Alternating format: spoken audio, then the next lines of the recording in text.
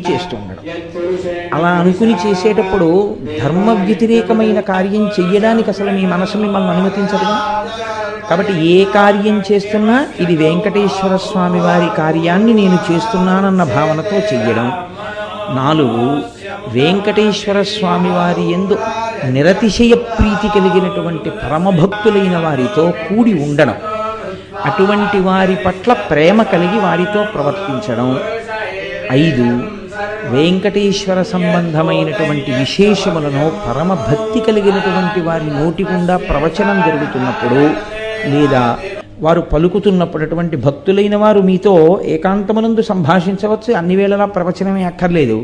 అటువంటి మాటలు విని చాలా సంతోషాన్ని పొందగలిగినటువంటి స్థితిని పొంది ఉండుట. కాబట్టి అక్కడికి 5. 6వది వెంకటేశ్వరునితో సాన్నిహిత్యము.